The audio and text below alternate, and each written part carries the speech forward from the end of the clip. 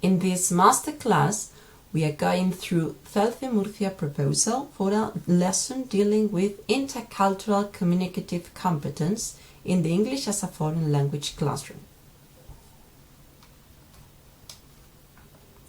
For more information about this, do not forget to read Rethinking the Role of Communicative Competence in Language Teaching in the book Intercultural Language Use and Language Learning. In this book, you can also find more interesting studies of how to deal with intercultural communicative competence in your classroom. Let's start by describing the topic.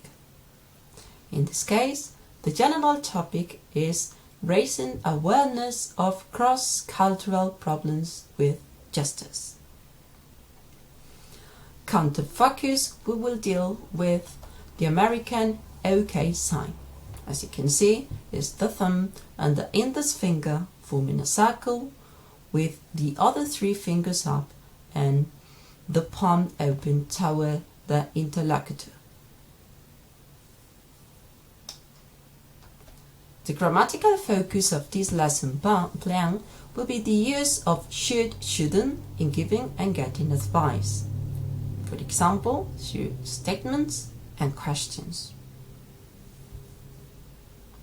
The lexical focus will be any new vocabulary in the recorded discourse or test. This depends on the learners. And also any new phrases the learners might need to do the activities should be discussed and practiced beforehand.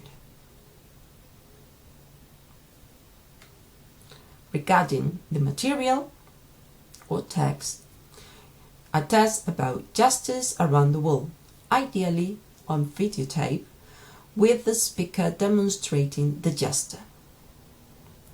Gestures have different meanings in different countries. For example, the American OK sign is a common gesture in the United States. It signals that things are okay or that something specific is okay. But you shouldn't use it in most other countries. The gesture is read or seen in Russia, in many Latin American countries, and in most of the Middle East. In Japan, it means money. And in France, it means zero.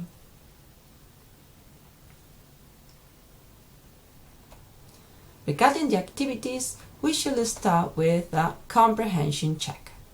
Students match meanings of the gesture with countries or regions. Then we will move on to a presentation. We play tape and practice any new vocabulary. Review how to ask and give advice using should, shouldn't in questions and answers. To promote interaction, we should include a couple of role plays in this lesson plan. Role play 1 will be as follows. Students work in pairs, pretending they are Americans. The objective is to use the OK gesture appropriately in a short exchange. Let's see an example. We have student A and student B. Student A asks student B, "Can you come to dinner party at our place on Saturday?" Student B answers, "Yes, great," making OK sign. "What should I bring?" In role play 2, students work in small groups to prepare a conflict role play where an American used the OK gesture inappropriately in a given country, and some friends there give him or her advice with you should, you shouldn't. The American asks for advice at least once using should I. If possible, both role plays should be videotaped and played back for feedback sessions and discussion sessions. Regarding the discussion, teacher leads class in a discussion of other gestures that can differ from culture to culture. For example, pointing, indicating yes or no with head movements, and many others.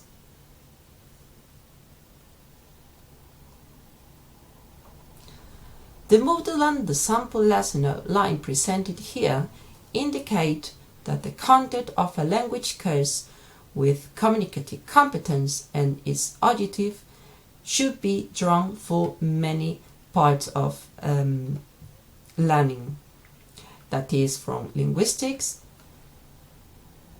cultural anthropology, sociolinguistics, and other relevant areas of the social sciences and humanities.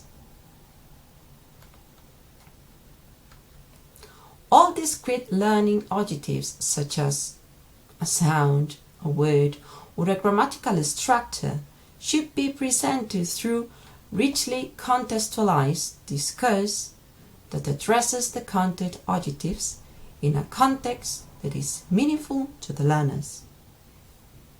Teaching materials must be learner-centered and allow for communication, while learning tasks need to be interactive whenever possible, including pair work, group work, role play, and so on.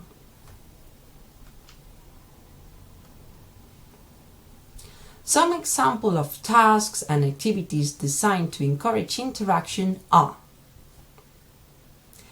eliciting information or opinion via telephone call, a mock call if necessary, or an email message in the target language. Also, getting information by interviewing people or surveying a group of people in the target language. You can use one's classmates and teacher if necessary. We can also summarizing the gist of a discourse segment with a partner. Role-playing is always interesting, so role-playing a speech act set, for example, apologizing for losing a book to a friend lent you. Perhaps developing a script for acting out the situation in class. We can also develop or write an advertisement as a group task to sell a given product in the target language. This should be done after a sample of authentic target language advertisement had been examined and discussed. And another example would be writing and publishing a class newsletter on cultural differences between the target language community and the first language community. Research will be done with presentation of oral and written drafts of reports essays, followed by feedback and revision prior to publication. The proposed model obviously has its limitations. This model should be dynamic, but in its present form it looks rather static. Therefore, each teacher should imagine an organic version of the model where each component can expand or contract depending on the pedagogical objectives and the needs of the learner. This means that the application of the model is relative rather than absolute. Communicative competence can have differing meanings depending on the target learners and on the pedagogical objectives in any given context. In the course of a thorough needs analysis and the curriculum development process, a model such as the one proposed here should be adapted to the communicative needs of the learners and the group. Thank you for your attention.